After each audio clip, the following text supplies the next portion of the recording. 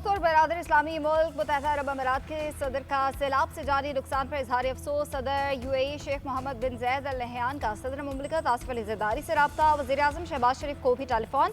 सैलाब से कीमती जानों की ज़िया पर गहरे दुख और ताज़ियत का इजहार, हमदर्दी का पैगाम पहुँचाया। शेख मोहम्मद बिन जैद अल नहयान ने कहा, मुत्तहिदा अरब अमीरात मुश्किल घड़ी में पाकिस्तानी अवाम के साथ यकजहती का इजहार करता है। तमाम ज़ख्मियों की जल्द सेहतयाबी के लिए दुआगो हैं।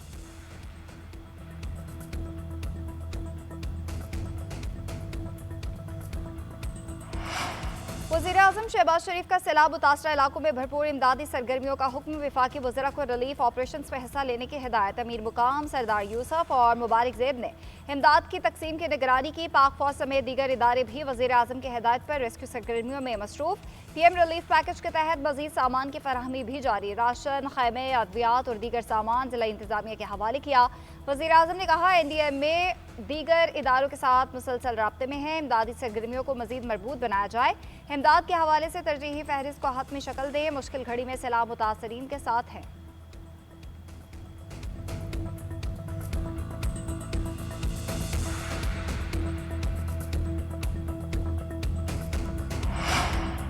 खैबर पख्तूनख्वा में सैलाब की तबाहकारियां। पाक फौज रेस्क्यू ऑपरेशन में पेश बुनेर, शांगला और सवात के मुख्तलिफ इलाकों में पाक फौज और फ्रंटियर कोर नॉर्थ का रेस्क्यू ऑपरेशन जारी। नीलबांध में मुतासरीन की पुकार पर पाक फौज की टीम 8 किलोमीटर पैदल सफर करके पहुंची। जख्मी अफराद को तिब्बी इमदाद दी।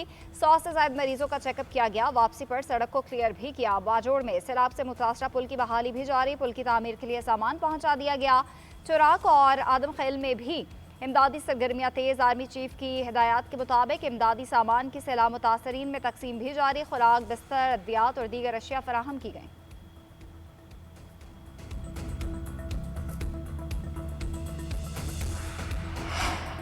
मानसून बारिशों का सिलसिला सितंबर तक जारी रहेगा। 10 सितंबर तक मानसून के मजीद 3 स्पेल आएंगे। नुकसानात कम करने के लिए पेशगी इकदाम किए जाएंगे। शहरियों की आगाही के लिए पेशगी मालूमात की फराहमी यकीनी बनाएंगे। चेयरमैन एनडीएमए लेफ्टिनेंट जनरल इनाम हैदर मलिक की न्यूज़ ब्रीफिंग। कहा, माहौलियाती तब्दीली ने पाकिस्तान को शदीद मुतासिर किया। वज़ीर-ए-आज़म की हिदायत के मुताबिक सैलाबज़दा इलाकों का मुकम्मल सर्वे किया जाएगा। गिलगित बल्तिस्तान और खैबर पख्तूनख्वा के मुतासर इलाकों में इमदादी काम जारी है। मानसून की शिद्दत 50% से ज़्यादा है। बुनेर, बाजोड़ और बडग्राम में ज़्यादा नुकसान हुए। इमदादी सामान और खुराक फराहम की जाए।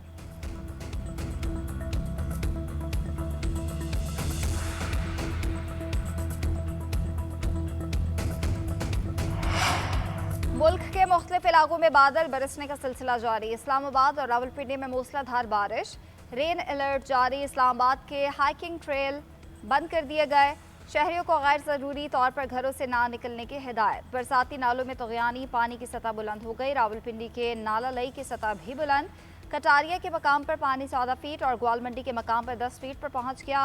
एमडी वासा के मुताबिक जुड़वा शहरों में 80 मिलीमीटर से ज़ायद बारिश हो चुकी। आइंदा 2 दिन तक शदीद बारिशें होंगी। शहरी नदी नालों और बिजली के खंभों से दूर रहें। किसी भी इमरजेंसी सूरत हाल से निपटने के लिए तैयार रहें।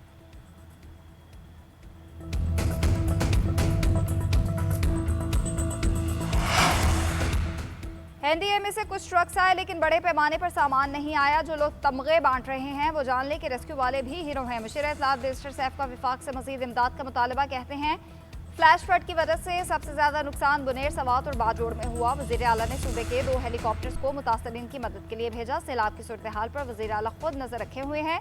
रेस्क्यू ऑपरेशन मुकम्मल हो चुका। लाशों के लिए सर्च ऑपरेशन किया जा रहा है। बारिश के बावजूद मशीनरी फाल है।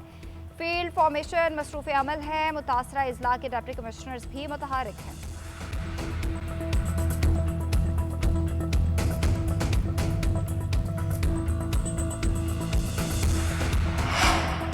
सिख बरादरी का वाशिंगटन में खालिस्तान रेफरेंडम। अमेरिका में मुकीम सिख बरादरी की बड़ी तादाद में शिरकत। अमरीकी हुकाम ने जमहूरी हक का दिफा करते हुए सिखों को रेफरेंडम की इजाज़त दी।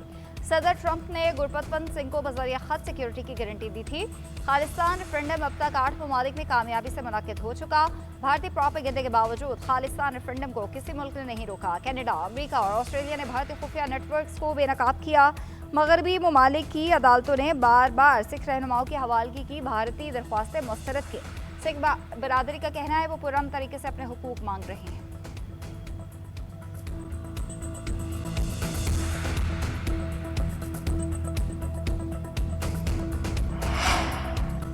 मारूफ यूट्यूबर सादुर रहमान उर्फ डकी भाई के खिलाफ साइबर क्राइम का मुकदमा दर्ज। नेशनल क्राइम एजेंसी के मुताबिक डकी भाई ने अपने मुफाद के लिए जुए जैसी ऐप्स पर पैसे लगाने का कहा। शहरियों के पैसे जबरदस्ती ऐप में लगवाए जिससे मुल्की मईशत को नुकसान पहुंचा। एप्लीकेशन में मुताबिक शहरियों के पैसे डूबे। डकी भाई ने जिस ऐप की प्रमोशन की वो रजिस्टर्ड ही नहीं। यूट्यूबर को लाहौर एयरपोर्ट से गिरफ्तार किया गया। नाम PNIL लिस्ट में शामिल। मोबाइल फ़ोन से गुमराहकुन वीडियोस मिली। ऐप के जरिए भेजी गई रकम का सबूत भी मिला। मुलजिम के खिलाफ धोखाधड़ी, गलत बयानी समेत दीगर दफात के तहत मुकदमा दर्ज किया गया।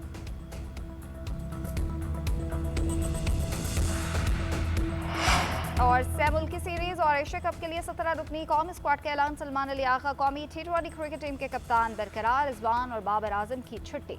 साइम अयूब, साहबजादा फरहान, फखर जमान, हसन नवाज, हारिस और नवाज स्क्वाड का हिस्सा। हुसैन तलब, फहीम अशरफ, शाहीन आफरीदी, हारिस रऊफ, सलमान अली, सुफियान मुकीम, इब्रार खुशदिल और वसीम जूनियर भी शामिल। आकिब जावेद कहते हैं किसी भी खिलाड़ी के लिए करियर पर फुल स्टॉप नहीं लगा सकते। जो खिलाड़ी परफॉर्म करेगा वही खेलेगा। हेड कोच माइक हेसन ने कहा 3 मैचेस की परफॉर्मेंस पर किसी खिलाड़ी की सलाहियत पर फैसला नहीं करना चाहते। पाक, UAE, अफगान सेमुल की T20 सीरीज 29 अगस्त से 7 सितंबर तक होगी। एशिया कप 9 से 28 सितंबर तक मुत्तहिदा अरब अमीरात में शेड्यूल है।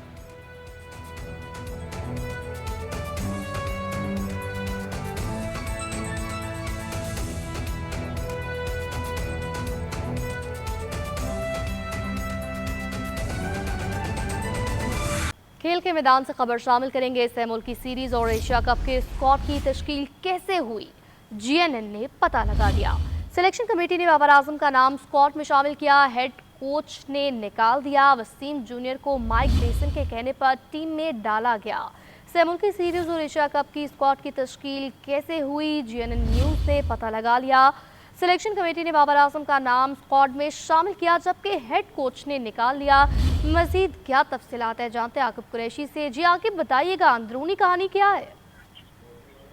देखिए, इन ट्राई नेशन सीरीज और एशिया कप के लिए जो है पाकिस्तान के स्क्वाड का ऐलान किया गया है। वो तश्कील कैसे हुई है उसका GNN ने पता लगा लिया है। राय के मुताबिक ट्राई नेशन सीरीज और एशिया कप के स्क्वाड के लिए सिलेक्शन कमेटी और हेड कोच माइक हेसन एक पेज पर नहीं थे। सिलेक्शन कमेटी ने बाबर आजम का नाम एशिया कप के स्क्वाड में शामिल किया जबकि हेड कोच जो कि वेस्ट इंडीज में मौजूद थे उन्होंने जो है बाबर आजम का नाम स्क्वाड से निकाल दिया। हेड कोच माइक हेसन ने कहा कि नौजवान खिलाड़ी अच्छे जा रहे हैं, कम्बिनेशन खराब नहीं करना चाहते।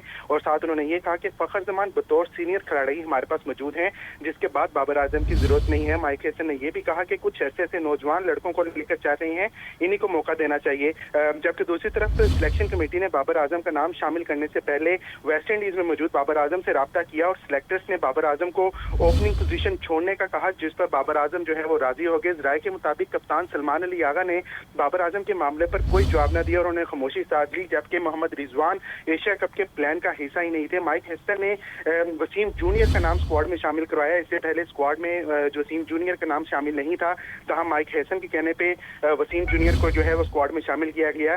जबकि अहमद दानियाल जो कि ऑलराउंडर है, बांग्लादेश के खिलाफ बड़ी अच्छी परफॉर्मेंस दी थी। इंजरी के बायस जो है उनको स्क्वाड में जगह नहीं मिली। स्क्वाड की मुशावरत में एक सिलेक्टर ने ओपनिंग बल्लेबाज के लिए मोहम्मद नईम का नाम दिया जो कि लाहौर कलंदर से हैं, लेकिन उस पर जो है वो इत्तेफाक नहीं हो सका। जबकि दूसरी तरफ चेयरमैन PCB ने स्क्वाड की सिलेक्शन में किसी किस्म की मुदाखलत नहीं की। राय के मुताबिक चेयरमैन PCB मोहसिन नकवी ने सिलेक्शन कमेटी और हेड कोच को मिलकर स्क्वाड तश्कील करने का कहा। जी ठीक है, शुक्रिया।